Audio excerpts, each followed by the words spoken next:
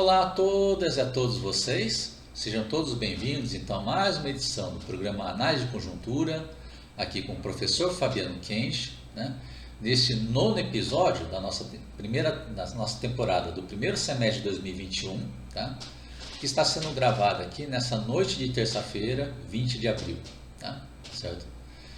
Infelizmente, essa semana a gente está tendo esse atraso no lançamento desse vídeo, porque justo essa noite aconteceu uma votação na Câmara de Deputados, que mudou totalmente o contexto da última parte do vídeo que eu estava preparando para lançar no YouTube ainda hoje, tá certo? Bom, então por essa razão que eu tive que refazer boa parte do vídeo, tá certo? E teve esse atraso aí no lançamento então do nosso episódio da semana, Bom, mas a partir das próximas edições eu espero estar voltando com um cronograma regular de lançamentos, tá bom? De procurar sempre lançar ao longo do final de semana, no máximo segunda-feira, tá bom? Então aí, uma vez passada essa mensagem, então vamos retomar então a nossa mensagem inicial, de que caso vocês gostem desse vídeo, então lembre-se de curtir e compartilhar ele, para ajudar tanto na divulgação desse vídeo quanto na divulgação do canal. E o tema do vídeo de hoje ainda continua sendo sobre aquela novela, sobre as manobras, para se tentar retomar as aulas presenciais, mesmo durante a pandemia do coronavírus, inclusive nesse momento que a pandemia está atingindo níveis muito maiores do que foi o pico da pandemia no ano passado, tá certo? Bom, manobras que persistem, tá certo? Bom, e aqui, pelo menos aqui no Tocantins, tem essa mesma irresponsabilidade das autoridades locais, tá certo? Tá bom? Onde temos o exemplo do governador do estado, o Mauro Carlesse, que era do DEM, mas está se transferindo para o PSL, tá certo?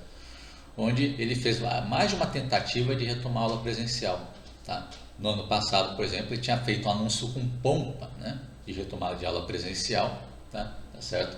Mas quando foi chegando na hora H, ele viu que a pandemia ainda estava grave, que ia pegar mal para a imagem dele, então ele voltou atrás.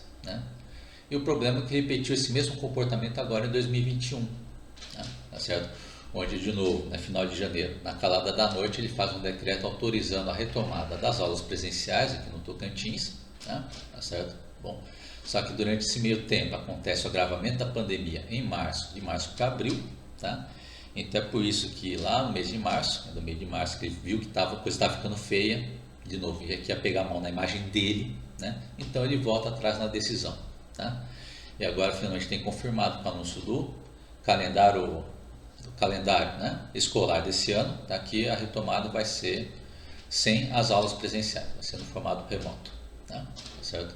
Tá bom. Novela que se repete aqui em Gurupi também, tá bom? Onde a prefeita, aqui em Gurupi, no sul do Tocantins, onde a prefeita Josi Nunes, tá bom? Que era do PROS, mas está se transferindo também para o PSL, Então ela toma atitude, tá bom?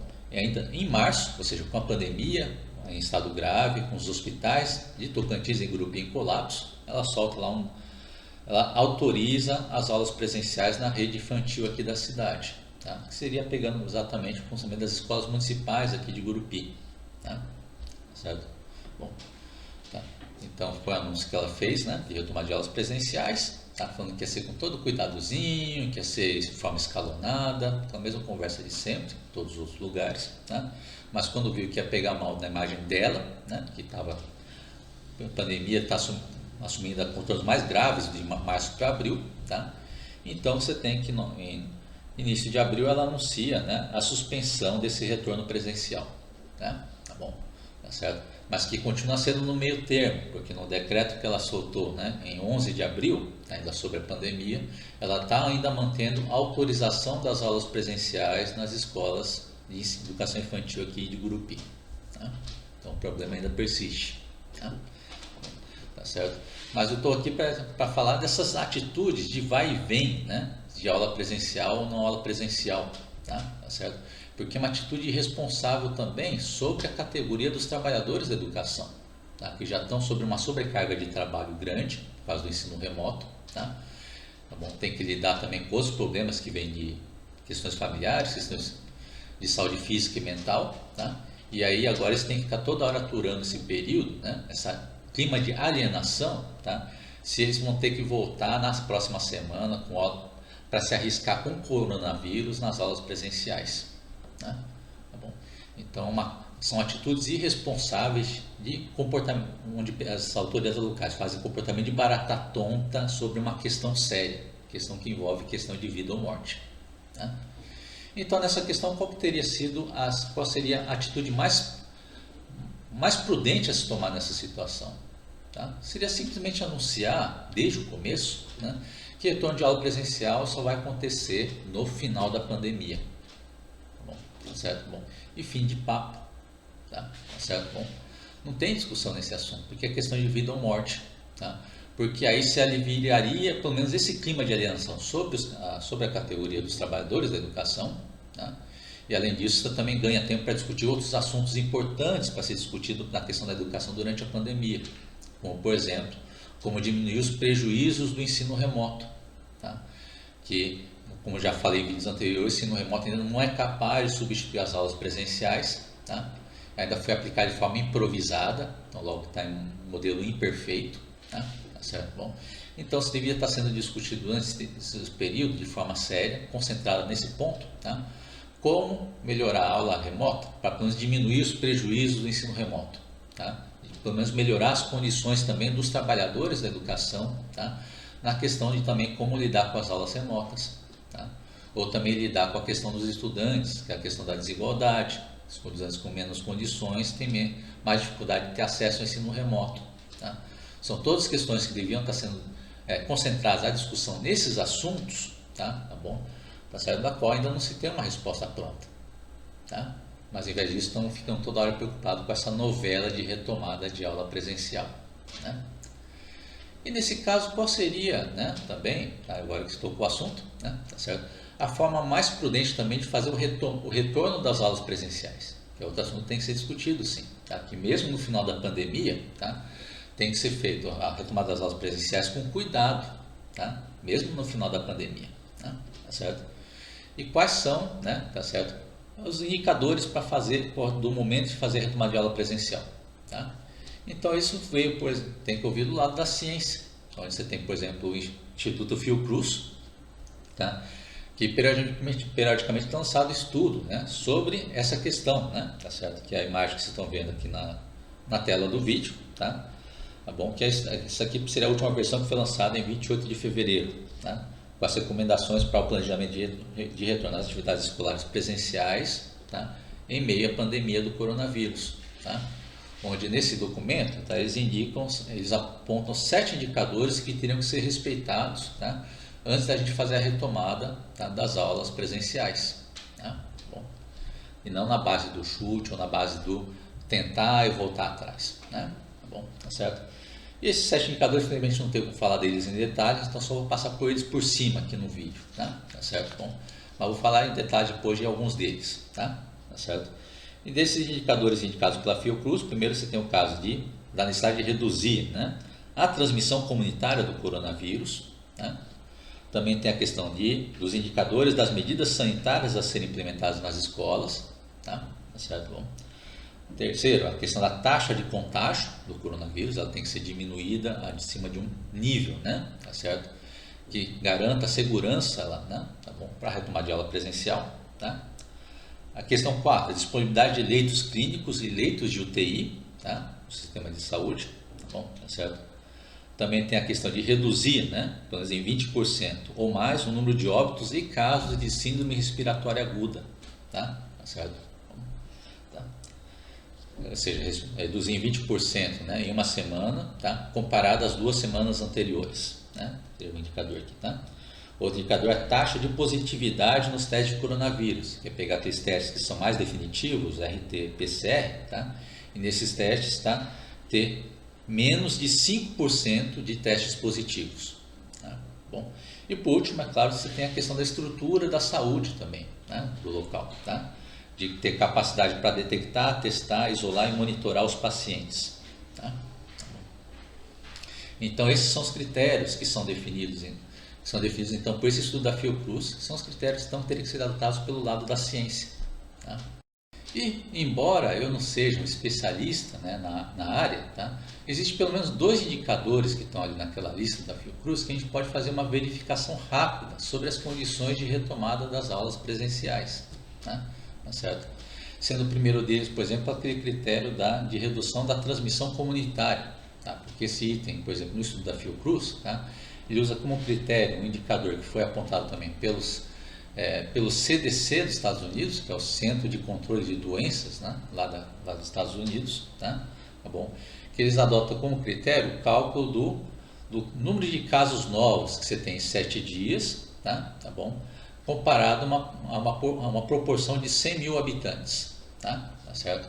Então, para fazer a conta dessa taxa, tá? Basicamente ele pega, né? É um cálculo bem simples, você pega em um período de 7 dias, pega o número de novos casos que foram detectados de coronavírus nesses 7 dias, divide pela população da região, né? Tá certo? Tá bom? Aí você teria a taxa de novos casos comparado por habitante, tá certo? Aí para ter a proporção agora para 100 mil habitantes, você pega essa divisão e multiplica por 100 mil, tá? Aí você vai ter a proporção de novos casos a cada 100 mil habitantes, tá bom? Tá certo? Tá. E esse critério depois você tem uma comparação com uma tabela para falar qual que é a faixa que é segura, qual que é a faixa que é arriscada e assim por diante, né? Então essa imagem que estou passando agora também, que é dentro do estudo, né? Lá da Fiocruz, né? Que a gente está usando como base aqui para o vídeo, tá bom? Aí eu não vou passar em todas as faixas pela questão de tempo, tá? Mas o que é importante para a gente falar aqui no nosso vídeo de hoje, tá? É pegar aqui que a faixa que é considerada segura seria a faixa que seria de 0 a 9, né? 0 a 9 casos novos por 100 mil habitantes, tá? Essa que seria a faixa que seria segura, tá? Enquanto a faixa que seria considerada de risco elevadíssimo é quando essa conta aí der uma taxa, né, maior que 100 casos novos por 100 mil habitantes, tá? Tá certo? Dentro desse período de 7 dias, tá certo? Bom, e esse critério que eu vou fazer para pegar em cima de alguns dados, então, tá? Do Brasil, do Tocantins e aqui da cidade de Gurupi, fica no sul do Tocantins, tá bom? Tá certo? E são os casos que eu apontei lá no início do vídeo, tá bom? Então, pegando a tabela aqui, agora pegando os dados que seria da semana de 11 a 17 de abril, que seria pegando o período da última semana epidemiológica, tá? Lá do painel do CONAS, tá? Que é o do Conselho Nacional das Secretarias Estaduais de Saúde, né? Tá certo? E dentro desses dados, tá? Você tem, por exemplo, o caso do Brasil, né? Então, dentro dessa semana de 11 a 17 de abril, teve, né, 455.085 casos novos de coronavírus nessa semana, né? De 11 a 17 de abril, tá? Aí você também tem os dados da população brasileira, tá? Que pega o último dado do IBGE, que faz a estimativa então, da população brasileira em 2020, tá? Estimou que a população no Brasil em 2020 era cerca de 211,8 milhões de habitantes, tá? E faz aquele cálculo que a gente apontou, né? Tá bom? Que é pegar o quê? O número de casos novos, divide pela população, né? Tá certo? E multiplica por 100 mil, tá? Aí você vai ter que o total de casos novos por 100 mil pessoas vai dar 214,9, tá? Tá bom? Aí você vê, compara com o quadro anterior que tinha passado, você vai ver que isso aqui é mais que 2 vezes, tá? A faixa que era considerada de risco elevadíssimo para fazer retomada de aula presencial, tá? Então significa que o critério, no caso do Brasil como um todo, falhou, tá? De retomada de aula presencial, tá? Aí pega também o caso ele vai falar, não, o caso é muito geral, você tem média de regiões que tem baixa transmissão de coronavírus, tá? Então vamos pegar então o caso mais específico do Tocantins, tá? Você tem no Tocantins que o número de novos casos que teve nessa semana de 11 a 17 de abril, né, foi de 4.932, tá? E a população, segundo o censo do IBGE, a estimativa do IBGE de 2020 foi de cerca de uma população do Tocantins de cerca de 1,590 milhões de habitantes, tá? E faz o mesmo cálculo, pega o número de casos novos, divide pela população, multiplica por 100 mil. Aí vai descobrir que a taxa de total de casos novos, né, por 100 mil pessoas nesses 7 dias foi de 310,2, tá? Bom, ou seja, está no triplo do que seria a faixa que é considerada de risco elevadíssimo para fazer retomada de aula presencial, tá?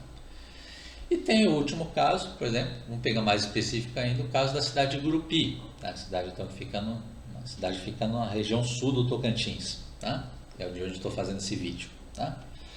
Aí nesse caso, tá, você tem que, aí no caso, aí, ao invés de pegar os dados do CONAS, eu peguei os boletins, né, do Covid emitidos pelo município e fiz a soma dos casos novos que foram detectados ao longo da mesma semana, de 11 a 17 de abril. Tá?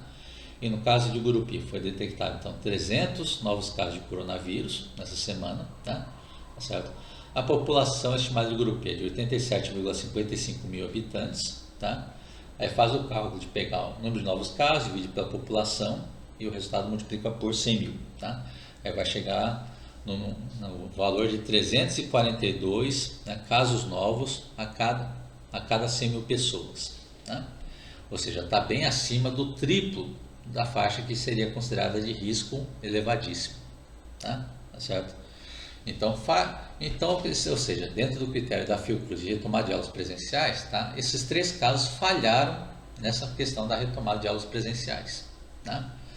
Em outras palavras, foi por de forma mais informal, tá? Então, no caso do Brasil, fala assim, não pode ter retomada de aula presencial. No caso do Tocantins, nem pensar, né? No caso de Gurupi, vim com essa proposta e falei assim, tá louco, mané? Né? Certo? Então, isso são todos índices para apontar a irresponsabilidade que está sendo feita com todas as tentativas de fazer retomada de aula presencial, tá?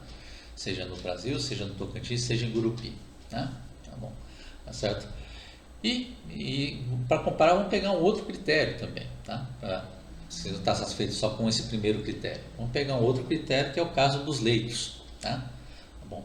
Que dentro desse indicador apontado pela ciência, apontado pela Fiocruz, é considerado como indicador para retomada de aula presencial também, tá? A disponibilidade de 25% de leitos, né, clínicos e de 25% de leitos de UTI, tá? Bom, aí aqui os indicadores são passados, né, diariamente aqui, pelo menos no Tocantins, são da ocupação de leitos, tá? Que é o oposto, né? Mas aí seria correspondente então a falar aqui uns indicadores para retomar de aula presencial é que a ocupação de leitos tem que ficar abaixo de 75%, tá? Então, ocupação de leitos clínicos tem que ficar abaixo de 75%, ocupação de leitos de UTI também tem que ficar abaixo de 75%, tá? Então é disso que você tem, então, né? Tá certo? Temos essas imagens aqui, né, que vocês estão vendo na tela agora, tá? Que são, né, as imagens obtidas do portal Integra, né, que é utilizado pelo governo do estado do Tocantins para a divulgação dos dados da Covid-19. Tá? E nele você pode ver então que praticamente, né, os leitos de UTI, né, todos os leitos de UTI eles estão com ocupação acima até de 90% para 100%. Tá? Tá bom? Sendo a única exceção, tá? Aqui é o caso do Hospital Municipal de Araguaína, tá, que tem de ocupação de 17% na faixa verde, mas esse caso aqui é o caso da UTI pediátrica, que é voltada para crianças. Tá? Então, no caso da ocupação dos leitos de UTI para público jovem, para adulto, tá bom? Você está numa situação muito mais complicada, tá certo? Por esses dados que está aqui até o dia 20 de abril, né, que foi feita essa consulta, tá bom? E com certeza muito acima daquele índice de 75% que é exigido pela Fiocruz para poder afirmar se assegura ou não o retomado das aulas presenciais. Tá? Inclusive no Hospital Regional de Gurupi, tá? Que é um dos exemplos que a gente consultou aqui, né? Que a gente está dando como referência aqui nesse vídeo, pode ver que está com ocupação de 100% aqui no dia 20 de abril. Tá? Só para vocês entenderem a irresponsabilidade que está tendo nossas autoridades, tá? Em ficar sempre tentando retomar as aulas presenciais nesse momento, tá certo? Que ela já está falhando aqui em 2 critérios dos 7, né, lá definidos pela Fiocruz, tá certo? E aqui não é uma brincadeira de criança que você pode falar que pode retomar aula presencial e satisfazer 2 de 7 critérios ou 1 de 7 critérios. Não, porque como é uma questão de vida ou morte, tá? Tem que ser satisfeito todos aqueles indicadores, todos os 7 indicadores, tá? Tá bom? Para aí poder se discutir se tem retomada ou não das aulas presenciais. E mesmo com esse estudo da Fiocruz, né, pelo lado da ciência, né, apontando indicadores, né, que teriam que ser respeitados antes de se pensar em tomar aulas presenciais no Brasil, né, tá certo? Aí você tem lá as novas manobras dos negacionistas, né, tentando forçar a retomada de aulas presenciais mesmo no meio do agravamento da pandemia do coronavírus aqui no país. Tá? Onde eles estão partindo agora para uma nova picaretagem, né, de passar lá pelo Congresso um projeto de lei, né, tá certo? Que tenta definir a educação como um serviço essencial, tá? Mesmo na pandemia. Bom, tá certo? Bom, que eles tentam fazer agora uma malandragem, tá tentando distorcer lá a questão da semântica do termo, né? Tá certo? Porque uma coisa é lá na língua portuguesa, né? Lá na língua portuguesa você fala lá que educação é um setor importante para o país, é um setor estratégico para a população brasileira, tá certo? Então seria um serviço essencial no português, na língua portuguesa. Uma outra coisa completamente diferente, tá? É você tentar passar a educação como se fosse um serviço essencial em uma pandemia, tá? Que é uma completa distorção do significado, tá? Porque uma pandemia, uma situação de crise que seja, tá bom? É claro que os hospitais eles são serviços essenciais para manter aberto, tá? Porque é uma questão de vida ou morte. Você tem que manter o atendimento aos doentes da pandemia, tá? E aos doentes que tem junto também na mesma época da pandemia. Às vezes tem que ser atendidos, então tem que manter o hospital aberto como serviço essencial. A questão também, tá, dos supermercados, tá, que deixa aberto também, tá certo? Bom, também pode ser considerado em certos termos como serviço essencial, tá, porque você tem a necessidade de suprir a população com itens básicos para a população sobreviver em um caso de um lockdown, tá? Através da pandemia, fazer um lockdown mais rigoroso, tá certo? Então você tem que manter os mercados abertos, pelo menos até um certo ponto, tá? Para a população se abastecer com itens básicos. Tá? Então, de novo, serviço essencial. Tá? E no caso das escolas? Isso é pura balela. Tá? Porque você imagina um cenário, por exemplo, que espero que não aconteça, tá? Mas estamos indo nessa direção. Tá? Imagina um cenário lá que a pandemia no Brasil agrave a tal ponto que aconteça de vez o colapso funerário no país. Tá?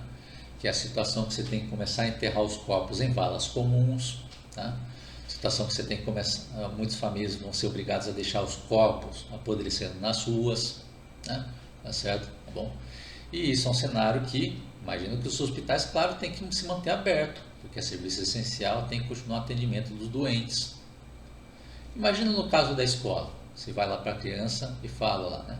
Tá vendo esse monte de corpo na rua? Tá? Mesmo assim você vai para a escola, porque a escola é serviço essencial. Então, para vocês verem, esse cenário extremo, tá? Mas para mostrar claramente o absurdo que é esse projeto de lei, essa perfeita aberração que está sendo passado no Congresso. Tá bom? Tá certo? Mas como tem apoio da extrema-direita, tem apoio da direita e tem apoio do centrão, tá? Então esse projeto de lei acabou sendo aprovado na Câmara, tá? Em regime de urgência. Primeiro aprovou o regime de urgência dele, para aprovar rapidinho na Câmara, antes que a população tenha a chance de reagir. Tá bom? E principalmente os especialistas tenham chance de apontar claramente qual que é a aberração desse projeto de lei. Né? Tá certo? Então foi aprovado lá na Câmara, tá? E agora tem que continuar a briga lá no Senado. Né? Tá certo? Tá bom? Tá? E é uma maioria que é hipócrita na Câmara, né? Porque elas aprovaram com o discurso falando que tem que aprovar o projeto porque educação é importante, naquela brincadeirinha da semântica, né? Perfeita hipocrisia, porque a mesma maioria na Câmara que aprovou, por exemplo, o orçamento de 2021, tá? Que está promovendo vários cortes em serviços essenciais, em serviços básicos para a população, né? Como é o caso da área da saúde, que aí sim é serviço essencial, que mesmo no tempo de pandemia está sofrendo um corte de cerca de 14,8% no orçamento da saúde. Tá? Da questão da ciência e tecnologia, que é outro setor importante, inclusive para estudos sobre o coronavírus e estudos relacionados à pandemia do coronavírus. Tá? Bom, aí teve um corte de 28,7%. Tá? E o caso da educação, que hoje eles falam que é prioritário, lá no orçamento eles promoveram um corte de 27% no orçamento da educação. Tá? Então, quando é para cortar dinheiro da educação para passar para empresário e banqueiro rico, né? Então essa maioria hipócrita da Câmara não considera a educação como prioritária. Tá? Bom, para vocês perceberem a cara de pau nesse discurso da aprovação desse projeto de lei, projeto PL 5595. Tá? Bom, e por essa razão, que para encerrar esse vídeo, tá, queria passar também aqui para vocês como ficou a lista de votação desse projeto na Câmara de Deputados, tá, da parte dos deputados do Tocantins. Tá? Bom, então no caso da votação dessa PL 5595, tá certo, tá bom? De retomar, forçar aulas presenciais no meio do agravamento da pandemia, tá? Nós tivemos apenas contra essa aberração, tá? Apenas o voto contra do deputado Célio Moura, né? Do PT, da deputada Dorinha Seabra Rezende, do DEM, tá? E do deputado Eli Borges, do Solidariedade. No caso do Eli Borges, ele tinha votado favorável ao regime de urgência, mas aí no voto para valer ele votou contra, né? Tá certo? E quem votou a favor dessa aberração, né, foi o deputado Carlos Gaguin, do DEM, tá? A deputada Dulce Miranda, do MDB, tá? O deputado Osíris Damaso, do PSC, tá? O deputado Tiago Dimas, do Solidariedade, e o deputado Vicentinho Júnior, do PL. Então, né, guardem bem esses 5 nomes, tá? Então, que agora são 5 nomes de políticos e política, né, do Tocantins, tá? Que na hora do aperto eles resolveram então aderir, né, tá bom? Ou se já não tinha aderido antes, tá? A gangue dos negacionistas, tá? De ajudar, de ser aliados do vírus, tá? E ser contra o país, tá? Porque esses mesmos negacionistas, tá? Foram os mesmos que fizeram, por exemplo, né, forçaram a reabertura do comércio, tá? Tá certo? Vários momentos aqui da pandemia, tá? Tá certo? Que ajudou a agravar a pandemia do coronavírus nesse ponto que nós temos hoje, tá? Acertando como líder de toda essa gangue o Bolsonaro, tá? Tá certo? Bom, tá? E agora o que estão fazendo agora é incluir agora como membros involuntários também a mais nesse pelotão, né, para espalhar o coronavírus, os trabalhadores da educação, os estudantes e todos os seus familiares, tá? Bom, que é uma situação que só vai ajudar a agravar a pandemia do Brasil. Então, por essa razão, né, inclusive agravar ainda mais do que já está hoje, né? Então, essa razão que temos que manter então, essa briga ainda lá no Senado, tá, para ver se a gente consegue reverter mais essa barbaridade que está sendo cometida nesses tempos de pandemia. Então, com isso, nós encerramos nossa apresentação de hoje, tá? E sempre passando aquela mensagem final, que caso seja do interesse de vocês fazer a inscrição aqui no canal, tá? Vocês podem clicar no botão redondo que vai aparecer na lateral, bem no finalzinho do vídeo, tá? Aí com isso você faz a inscrição no canal, tá? E vocês vão ter acesso mais rápido às últimas informações aqui do nosso espaço. Tá? Então agradeço a atenção de todos vocês, nos veremos de novo na semana que vem.